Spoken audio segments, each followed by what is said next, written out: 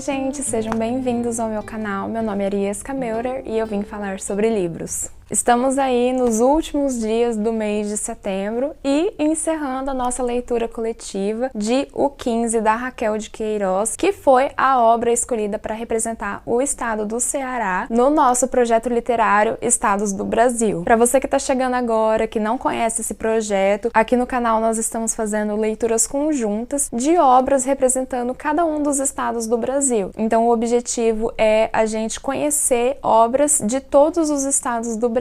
Na aba comunidade aqui do canal, vocês vão encontrar uma imagem que mostra a definição dos livros que serão lidos nos próximos meses até o mês de dezembro. Nós lemos no mês passado Capitães da Areia, do Jorge Amado, representando a Bahia. Lemos agora o 15, representando o estado do Ceará. E a próxima leitura será Úrsula, para representar o Maranhão. Bom, o 15 é uma leitura bem rápida. Essa minha edição aqui mesmo tem 112 páginas. Não é uma leitura cansativa, que demanda muito, sabe? Eu achei bem tranquila a leitura, mas não a história. Bom, essa obra aqui retrata um período de 1915, por isso inclusive que o nome é esse, O 15, em que aconteceu uma seca histórica, assim, no Nordeste brasileiro, e acompanha especificamente algumas pessoas, algumas famílias que vivem em Logradouro, Quixadá, e que estão sofrendo as consequências dessa seca que já tá por muitos meses. Então o gado começa a morrer porque não tem mais na plantação, não tem mais o que dar de alimento para eles, a água já tá bem escassa, as famílias já não estão tendo mais alimentos e elas começam a procurar alternativas de como sobreviver a esse período. Então nós acompanhamos diferentes pessoas, como eu falei, e essas pessoas elas estão em diferentes níveis de pobreza e diferentes níveis de dificuldade. Por que que eu digo isso? Nós acompanhamos, por exemplo, uma senhora e a sua neta. A neta, ela é formada, ela quer ser professora, então ela vai para Fortaleza e leva a avó junto para poder trabalhar como professora na capital. Então elas acabam tendo uma condição um pouco melhor. A avó tem uma propriedade no sertão, mas nós também acompanhamos uma família que é funcionária de uma outra propriedade, de uma outra senhora, que essa sim era muito rica, e essa senhora muito rica, ela decide mandar soltar o gado, porque ela não vê sentido em ficar gastando, né, tempo, dinheiro e energia para manter um gado que na cabeça dela vai morrer a qualquer momento, porque a seca vai se estender por muito mais tempo. Então ela prefere soltar e já cortar logo os gastos agora, para não ter que se preocupar com isso mais. E daí essa família, que é funcionária dessa mulher rica, fica muito preocupada, eles são dispensados porque não tem mais trabalho nessa propriedade, e o pai dessa família decide ir para Fortaleza, ir para a capital, tentar a vida. Mas ele não consegue ir de trem com as passagens que estavam sendo fornecidas pelo governo e eles decidem ir a pé.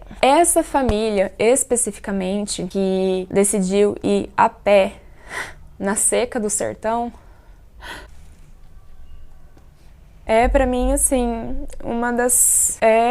com certeza, assim, os personagens que trazem os momentos, assim, mais emocionantes e mais difíceis, assim, de digerir mesmo.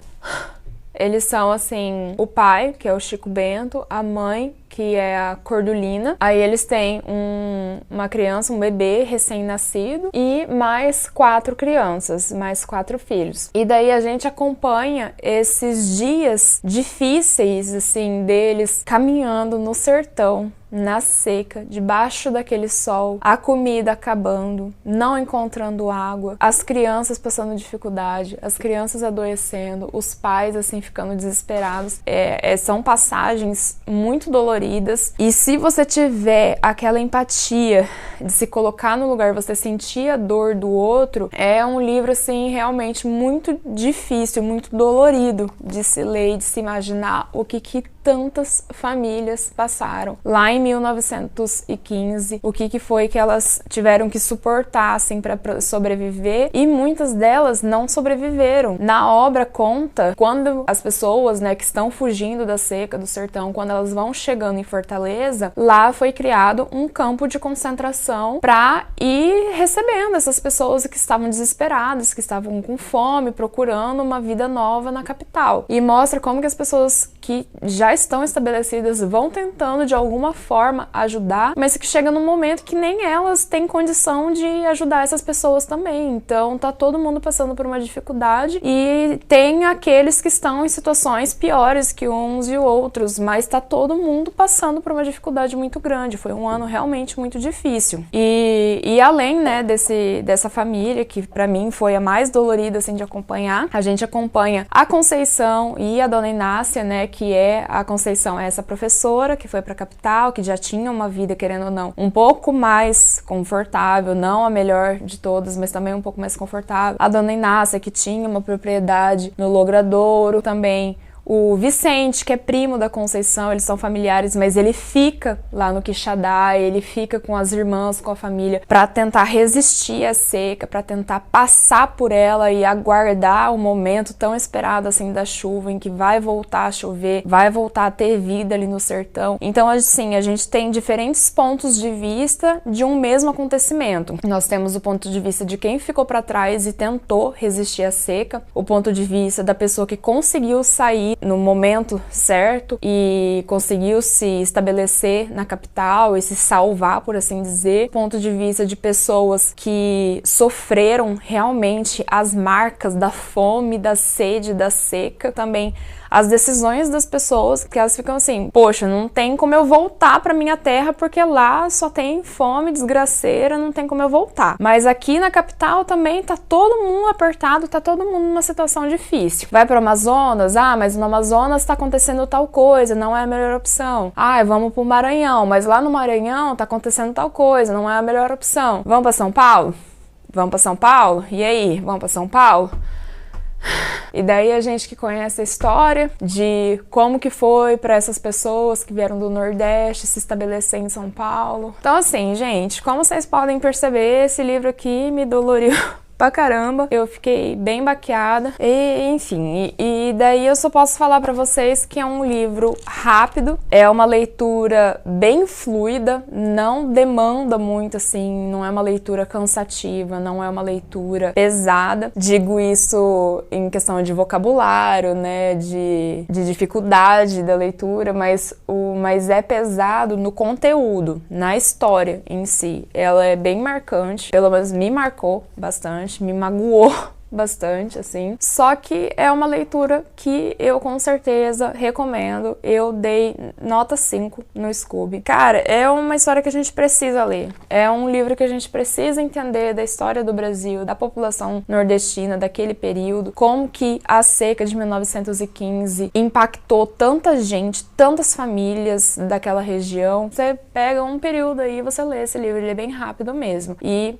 vale a pena, constrói o caráter. Nas minhas pesquisas, eu acabei descobrindo que a Raquel de Queiroz tinha 20 anos quando ela lançou esse livro. Foi uma obra de impacto, ainda mais porque as pessoas souberam, né, que foi escrito por uma moça de 20 anos. Foi lançado em 1930. A Raquel de Queiroz, para quem não sabe, ela foi a primeira mulher a integrar a Academia Brasileira de Letras. Nessas pesquisas a respeito da Raquel de Queiroz, eu soube também que ela foi presa, ela foi convidada pelo Jânio Quadros a ser, ministra da Educação, e ela recusou porque isso ia limitar a liberdade de pensamento dela. Entrou pro Partido Comunista, mas logo em seguida decidiu sair porque percebeu que estava interferindo na liberdade de pensamento dela. É uma figura bem interessante de pesquisar e de saber sobre a história. E, por fim, uma última curiosidade é que as obras da Raquel de Queiroz também foram queimadas em praça pública lá em novembro de 1937,